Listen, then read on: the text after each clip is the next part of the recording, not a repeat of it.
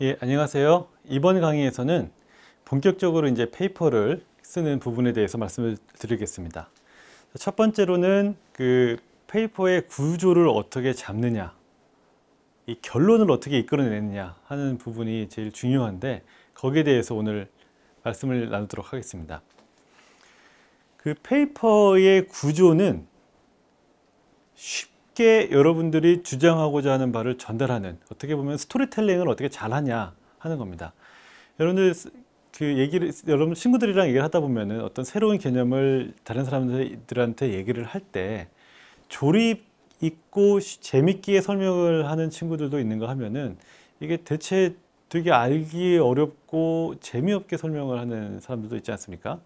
그래서 페이퍼는 결국에 내가 연구한 내용을 가지고 또 새로운 발견을 가지고 다른 사람들에게 쉽고 재미있게 설명하는, 그게 목적이기 때문에 이 구조를 어떻게 짜느냐에 따라서 쉬운 페이퍼가 될 수도 있고, 구조를 어떻게 하냐에 따라서 재미도 없고 굉장히 어렵게 페이퍼를 이렇게 쓸 수도 있습니다. 자, 그때 여러 가지 방법이 있겠지만 전 해보니까, 그리고 많은 사람들이 하는 얘기가 결론을 제일 먼저 쓰는 게 중요해요. 그러면은 효과적으로 페이퍼를 쓸 수가 있습니다. 자, 이때 말하는 결론이라는 거는 지난 시간에 다뤘던 페이퍼 부분 중에서 마지막 컨클루전 파트가 아니고요. 이 페이퍼를 통해서 결국 하고자 하는 이야기가 뭐냐, 그래서 너희들이 새로 한 게 뭔데, 그래서 새로 발견한 게 뭔데, 이 질문에 대답할 수 있는 하나의 핵심 문장, 이 결론을 얘기했습니다. 그래서 결국에는 내가 연구를 해봤더니 우리가 새로 알아낸 게 뭐다라는 게 한 줄로 정리가 되어야 돼요. 이거를 생각하는 게 쉽지가 않습니다. 왜 그러냐면 연구라는 게 처음 계획대로 항상 결과가 나오는 게 아니거든요. 처음에는 우리가 뭐를 보려고 실험을 시작을 했는데 하다 보니까 이게 말이 안 되는 거였어요. 그런데 실험하는 과정에서 뭔가 재밌는 발견을 하고, 이 재밌는 발견을 좀 더 파다 보니까 이게 재밌는, 사람들에게 발표를 할 만한 가치가 있는 결과라 그러면은 거기에 맞춰서 다시 한번 페이퍼의 결론이 나와야 되는 겁니다. 자, 그런데 이제 장황하게 설명을 하면 안 되고 재미있게 해야 되는데, 우리가 A라는 실험을 하다가 실패를 했는데 중간에 B라는 재미있는 결과가 나왔으면은 이거를 다른 사람들한테 설명을 할 때 그 희소를 다 얘기할 필요가 없잖아요. 아, 우리가 A라는 걸 했는데 잘 안 됐어. 그런데 하다 보니까 B라는 게 나왔어라는 걸 논문에서 그런 순서대로 쓸 필요가 전혀 없습니다. 페이퍼에서는 결국에는 하고자 하는 주장이 하나가 되어야 되고, 그거를 가장 효과적으로 전달을 해야 되는 거기 때문에, 만약에 B라는 재미있는 결과가 나왔으면은 그 페이퍼에서는 야, 이런 B라는 문제가 중요한 문제야. 사람들이 여기까지밖에 몰랐는데 우리가 이렇게 해보니까 이런 걸 알게 됐어. 여기에만 집중을 해야 되는 겁니다. 그래서 연구를 끝내놓고 나면은 여러분들에게 끝이라고 생각을 하는데, 실제 똑같은 연구 결과라 그래도 재밌게 페이퍼를 쓰면은 연구의 임팩트가 한참 확 올라가게 됩니다. 자, 그때 이제 중요한 게 결론을 제일 먼저 이제 시작을 하는 게 좋고요. 결론을 제대로 뽑아내는 게 중요합니다. 그래서 논문을 쓰는 과정 내내 내가 하고자 하는, 주장하고자 하는 바가 뭔지를 잊으면 안 됩니다. 그리고 논문을 쓰다 보면 또 결론이 바뀔 수도 있어요. 이건 두려워하지 마시고, 쓰다 보니까 이렇게 내가 결론을 나아가면 임팩이 없을 것 같은데 하면은 논문의 구조를 바꾸고 연구 결과들을 이렇게 순서를 바꾸고 중요한 부분을 더 강조를 더 한다든지 이렇게 해가지고 결론을 바꿀 수도 있습니다. 실제로 그 페이퍼를 쓰다 보면은 이런 식으로 결론이 바뀌어 쓰는 경우가 많이 있고요. 이런 걸 두려워하지 마시기 바랍니다. 자, 결론을 한 문장으로 나오게 해야 되는데 이 한 문장을 쓰기가 쉽지가 않을 때에는 이 페이퍼에서 주장하고자 하는 키워드를 몇 가지를 생각을 해보시면은 결론을 문장으로 쉽게 정리할 수가 있습니다. 지금 보시는 거는 제가 한 2년 전에 썼던 페이퍼의 초록을 가져왔는데요. 이 앞부분은 어떤 연구가 있었는데 이게 뭐가 안 됐었다라는 거고요. 요게 핵심 결론 문구입니다. Here we achieve direct control of optical near field by shaping the wave from impinging on turbid media consisting of random nanoparticle. 이라는 게 우리가 이 실험을 통해서, 이 페이퍼를 통해서 주장하고자 하는 바였어요. 이게 다입니다. 자, 그래서 이 문장을, 결론 문장을 제가 다시 한번 아래에 가져와 봤는데 핵심 원은 세 개였어요. 제가 이 페이퍼에서 한 일이 어떤 건지 말씀드리기에는 이 동영상 강의의 시간이 제한되어 있기 때문에 그 간단하게 핵심어를 세 개로 나눈 걸 결론부터 받아들이면은 첫 번째, 항상 중요한 게 먼저 나와야 돼요. 우리가 가장 중요하게 생각한 거는 이 옵티컬 니어 필드라는 게 기존의 렌즈로는 도달할 수가 없는 정보였거든요. 근데 우리는 이거를 옵티컬 니어 필드를 컨트롤을 했다. 이게 우리가 주장하고 싶은 가장 중요한 키워드였습니다. 그러면 질문이 나오죠. 어떻게 했는데? 이 어떻게가 우리가 이제 발견한 새로 발표한 개념인데, 어떻게 했냐면은 웨이브 프론트라는 거를, 이제 빛에서는 웨이브 프론트가 이제 빛의 방향에 관련된 정보였거든요. 이거를 쉐이핑했어요. 이걸 제어했어요. 근데 이 웨이브 프론트가 어디에 들어가는 웨이브 프론트냐면은 렌즈가 아니고 나노 입자가 무질서하게 들어가 있는 불투명한 매질, 여기에 들어가는 빛을 우리가 제어를 해봤더니 빛의 니어필드가 제어가 됐어. 이게 우리가 이 페이퍼를 통해서 주장하고자 하는 바였습니다. 그래서 여기서의 키워드는 Direct Control of Optical Near Field가 첫 번째 키워드였고요. 두 번째 키워드는 Wavefront Shaping이었습니다. 그리고 세 번째 키워드는 Random Nanoparticle, 이게 세 번째 키워드였습니다. 그래서 이 논문에 들어가는 실험 결과들을 통해서 우리가 주장하고자 하는 바는 이 문구였고요. 이 결론을 주장하기 위해서 논문의 순서와 배치를 여기에 맞춰서 썼습니다. 그래서 여러분들도 실험 결과가 나왔다라 그러면은 이 결과들을 다 펼쳐놓고요. 모든 결과가 논문에 다 들어갈 필요는 없고 그래서는 안 돼요. 많은 경우 이제 대학원생들이 하는 실수가, 내가 이렇게 고생해가지고 이런 10개의 실험 결과가 나왔는데 이거 다 넣고 싶은 거예요. 내가 고생했다, 이거 자랑하고 싶어, 이거 보이고 싶어가지고. 그러면 안 되고요. 이 10개의 결과를 봤더니 이 중에 가장 중요한, 가장 재미있는 결론이 뭐냐? 하나를 끄집어내세요.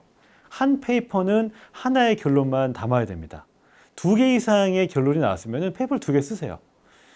자, 그래서 하나의 결론이 나왔으면은 이 결론을 제일 잘 사람들한테 재미있게 설명하려면 내가 어떤 결과들을 가지고 어떻게 배치해서 어떤 순서로 말해야 되는가, 이게 바로 논문의 구조를 결정하는 시간이 되겠습니다.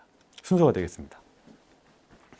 그래서 이제 결론이 정해지면은 그 다음 부분들은 논문 쓰기가 수월해지고요. 사실 이 결론을 어떤 걸로 가져갈 거냐 고민하는 게 굉장히 중요합니다. 처음에 결론이 잘못 잡혀 있고 임팩이 낮은 결론로 시작을 하게 되면은 뒷부분에서 아무리 논문을 고생해서 잘 써봐야 임팩이 정해져 있어요. 그래서 똑같은 결과를 가지고 페이퍼를 재미있게 써서 좋은 전해를 낼 수도 있고, 똑같은 결과를 가지고 이거를 재미없고 시시하게 써가지고 낮은 전해를 가기도 합니다. 자, 결론이 나오면은 제목은 자동적으로 나오게 되는데요. 자, 봅시다. 이 화면에 보시는 게 이제 방금 전에 논문에서의 저희의 결론 센텐스였는데요. 키워드가 3개 있었죠. 결론 문장을 뒤집어 보면은 몇 가지 키워드로 구성이 되는데, 이 키워드를 가지고 셔플을 해서 재밌게 만들어주면 타이틀이 돼요. 자, 중요한 거는 이제 똑같은 단어를 쓰면 재미가 없으니까, 그리고 이제 영어 표현이나 한글 표현도 마찬가지인데 똑같은 게 반복이 되면 재미가 없잖아요. 그래서 저희 표현을 살짝 바꿔봤는데, 그 옵티컬 니어 필드를 다른 그 표현으로 물리에서는 서브 웨이브랭스 라이트라고도 표현을 합니다. 그리고 이제 여기서 컨트롤을 우리가 이제 포커스를 만들어서 했거든요. 그리고 이제 그 중간 부분은 이제 생략을 하고 타이틀의 길이가 정해져 있으니까, 그 다음에 중요한 게 뭘까?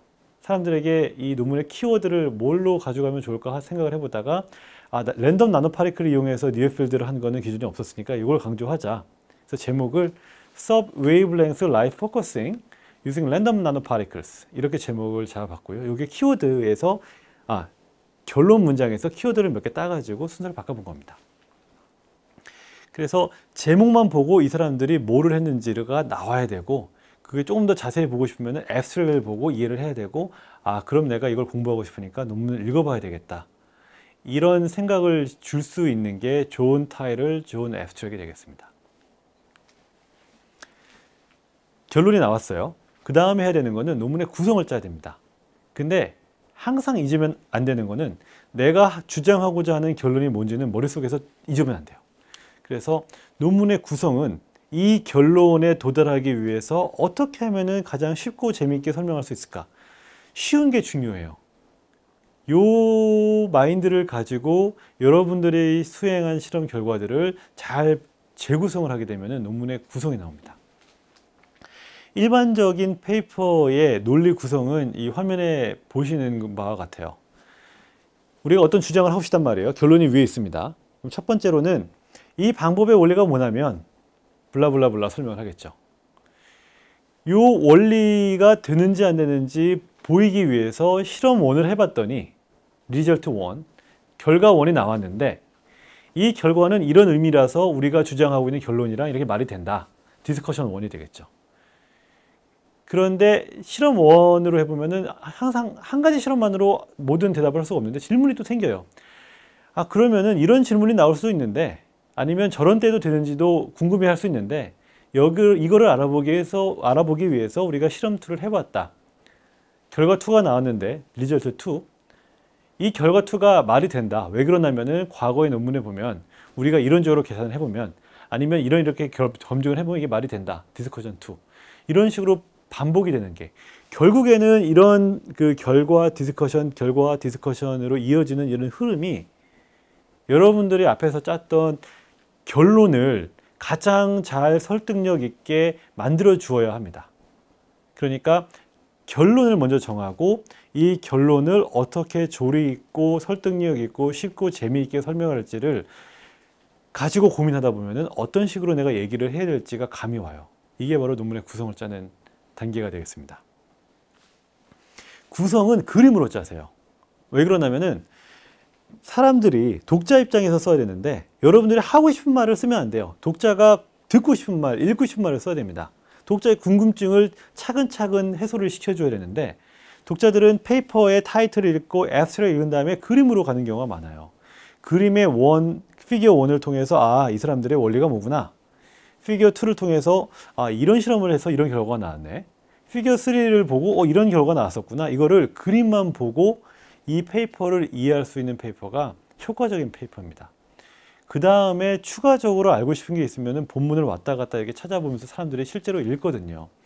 페이퍼를 처음부터 인트로덕션부터 읽는 경우도 있지만 많은 경우에는 그림을 보고 먼저 이해를 하려고 하기 때문에 그림만 보고 논문의 구성이 드러나고 논문의 핵심이 드러나야 됩니다. 그래서 여러분들이 구성을 짤 때에는 그림들을 가지고 짜시고요. 여러분들이 실험 결과를 정리한 거를 이제 인쇄를 해서 책상 위에 딱 펼쳐놓은 다음에 내가 어떤 순서대로 배치를 해서 설명을 하는 게 이 결론으로 가겠다. 이거를 염두에 두시고 짜시기 바랍니다. 그래서 많은 경우에는 실험 페이퍼들에서는 이런 페이퍼들은 이제 약간 좀 양식이 다르긴 하지만 저는 실험 페이퍼를 가지고 주로 설명을 드리겠습니다. 첫 번째 그림에서는 우리가 주장하고자 하는 거의 그 핵심을 뭐 다이어그램이라든지 이런 걸 통해서 그림을 그려서 원리를 이해를 시키고요. 그 다음에 그림 2에서는 결과 1, 그림 3에서는 결과 2. 그래서 피규어와 리절트와 디스커션 섹션 이것들이 한 뭉탱이로 이제 따라간다 이렇게 이해를 하시면 좋습니다. 자, 그 다음에 저희가 최근에 냈던 페이퍼를 가지고 어떻게 구성을 짰는지 말씀을 드릴게요. 마찬가지로 이 논문에서 하고자 하는 어떤 사이언티픽한 내용들은 시향학에서는 제가 다룰 수가 없고요. 궁금하시면은 이 페이퍼를 다운받아 보시면 되는데 핵심만 알려드리면은 그 옵토지네틱스라는 분야가 있습니다. 이게 뭐냐면은 세포의 그 작용을, 펑션을 빛으로 조절하는 거예요. 여러분들 아시겠지만 세포들은 대부분 이제 화학 물질 등을 통해서 그 시그널링, 어떤 활동을 하는지를 결정을 하고 서로 신호를 주고받게 되는데 최근에 개발된 기술 중에 하나가 이제 옵토지네틱스라 그래서 세포 표면 또는 세포 안에 있는 단백질을 조작을 해서 이 조작된 단백질들은 특정 파장의 빛을 받으면은 그 세포 안에 시그널 프로세싱을 작동을 시킬 수가 있어요. 그 얘기는 우리가 파란색 빛을 켜가지고 세포의 어떤 특정 부분을 턴온 시키고 빨간색 빛을 넣어가지고 그 부분을 턴 다운 시키고 빛으로 세포의 특정 활동을 컨트롤할 수 있는 개념인데 이제 이걸 이용해서 사람들이 그 인비보, 즉 그 살아있는 생체 내에서 실험을 많이 하고 싶었단 말이에요. 자, 그런데 그 문제는 특히 이제 뇌 쪽에 이런 옵토지니스를 적용을 해보고 싶어 했는데 뇌 안에 있는 신경세포의 옵토지네틱스 발현을 일으킬 수 있는 단백질을 발현시킬 수는 있는데 문제는 빛을 어떻게 그런 세포까지 전해주냐 라는 질문이 생길 수가 있지 않습니까? 그래서 거기에 대한 어떤 대안을 제시한 논문입니다. 그래서 사람들이 궁금해졌나요? 그럼 너희들이 한 게 뭐냐? 그럼 우리는 이런 방향으로 가고 싶다 하는 스키매틱 페이퍼를 넣은 거, 이제 첫 번째 그림으로 넣었습니다. 그래서 제가 방금 말씀드렸던 거를 쉽게 설명하기 위해서 이런 그림을 그렸어요. 이게 그 마우스의 두개골이고 뇌 조직인데 이 특정 세포만 우리가 빛을 줘가지고 제어하고 싶단 말이에요. 그런데 이런 일반적인 현미경에 쓰는 렌즈를 통해서 빛을 넣어주면은 이 뇌 조직과 이 스컬이 불투명하고 빛을 산란시켜 버리기 때문에 이 빛이 포커스가 안 돼요. 다 퍼져나가서 이 세포한테 에너지가 잘 전달되지도 않고 엉뚱한 데로 빛이 퍼져나갑니다.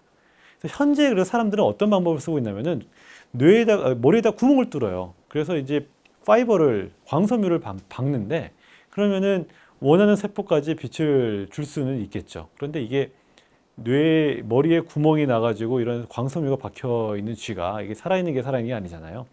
그래서 우리는 이런 걸 하고 싶다. 궁극적으로는 들어가는 빛을 제어해가지고 튕김을 고려해서라도 빛이 한 점에 모이게 해주는 기술을 만들고 싶다. 이게 우리가 가고자 하는 방향이다. 하고 그 현재 옵티컬 딜리버리 메소드랑 우리가 추구자 하는 어떤 프로포즈된 컨셉을 첫 번째 그림으로 설명을 했습니다. 자, 그러면 이제 사람들이 여기까지는 어떤 이해를 했을 거냐면은 이 사람들이 뭘 하고 싶어 하는구나를 이제 이해를 하게 되겠죠. 그래서 페이퍼를 쓸 때 항상 리더 입장에서 써야 되는데 읽는 사람 입장에서 써야 되는데 읽는 사람들이 어떤 거를 알고 어떤 거를 모를까? 이 모르는 부분을 우리가 어떻게 설명을 할까? 이런 설명을 한 뒤에 이 독자들이 어디까지 이해를 했을까? 이거를 굉장히 제3자의 관점에서 객관적으로 고민을 해보는 게 중요합니다.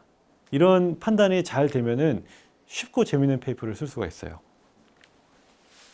자, 피겨 2에서는 첫 번째 실험 결과가 되겠습니다. 그래서 그러면 우리가 실제로 한 게 뭔데? 라는 이제 질문이 나오잖아요. 그래서 아까 피겨 1에서 보여줬던 이런 방향을 추구하고 싶은데 이건 먼 미래 얘기고 우리는 그 실제 이런 파면 제어를 통해서 홀로그래픽하게 빛을 제어를 하면은 두개골에서 손이 잘리네. 두개골에서의 그 빛이 원래는 산란이 되는데 이런 산란이 제어가 돼가지고 원하는 세포에 빛을 줄 수 있는지 해보기 위해서 이런 스키매틱을 가진 실험을 해봤다. 그럼 어떻게 했는데 이런 세팅을 만들었다. 그러면은 우리가 쓴 두개골이 실제 얼마나 산란이 심해?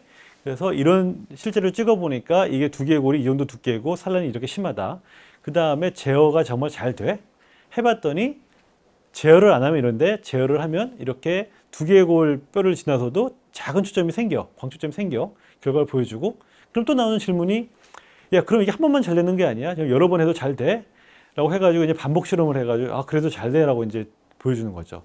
이런 식으로 차근차근 내용을 제너럴한 것부터 세부적인 내용으로 이제 가는 게 중요한데요. 이걸 두괄식 표현이라고 하죠.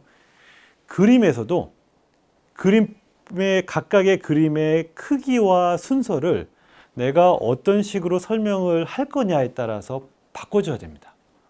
그래서 쉬운 거부터 일반적인 거부터 먼저 보여주고 차근 이 상대방과 내가 대화를 한다라고 생각을 하시면서 이 배치를 하는 게 좋습니다. 이 그림 3번은 두 번째 실험 결과예요. 그래서 이 첫 번째 실험 결과에서는 이 원리가 잘 작동을 한다를 설득하기 위한 결과고요. 두 번째로는 그럼 실제로 너희들이 해봤어. 우리가 해봤다. 라고 답을 하기 위한 결과가 되겠습니다. 그래서 이런 세포들을 이렇게 깔아놓고요.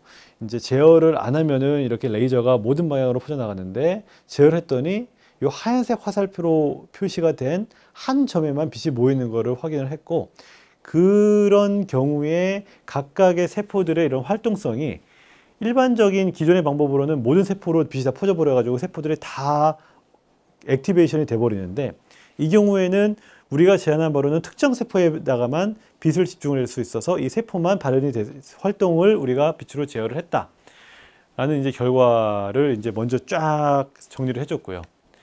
그 다음에 또 사람들이 궁금해 할 것 같은 게 저희 생각에는 야 그러면 이게 한 번만 잘 되는 거 아니냐, 시간이 지나면은 이게 조금씩 틀어지는 거 아니냐 라는 질문이 나올 수도 있을 것 같아 가지고 이런 실험을 했어요. 한 번 잘 되는 걸 본 다음에 십몇 분 기다려 줬다가 또 해도 또 잘 돼 라는 걸 이제 또 미리 보여준 거죠. 자, 이렇게 그 실험을 하는 순서는 논문을 쓰는 순서랑은 많이 달라요. 대부분의 경우에는 이제 실험을 하는 대학원생 입장에서는 여러 가지 실험을 동시에 하거나 아니면 실험을 A, B, C라는 실험 결과를 순서대로 얻었지만 페이퍼를 쓸 때는 그 순서대로 꼭 할 필요가 전혀 없습니다. 오히려 그러면 안 되는 경우, 그러면 나쁜 경우가 많아요. 그래서 여러분들이 이제 실험 결과가 다 나와서 페이퍼를 쓸 때에는 말씀드린 것처럼 내가 이 논문을 통해서 주장하고자 하는 컨클루전이 뭔지 치열하게 먼저 고민하시고 먼저 컨클루전을 만드시고 컨클루전 센텐스가 나오면은 이 결론을 주장하기 위해서는 내가 어떤 식으로 조리 있게 설명을 해야 되겠다에 맞춰서 그림을 가지고 순서를 정하시면 됩니다. 그림의 크기와 위치가 이제 경중을 나타내는 거기 때문에 중요하고 먼저 얘기해야 되는 거를 앞으로 배치를 하고 세부적이고 디테일한 것들은 뒤로 배치를 하면 되겠습니다.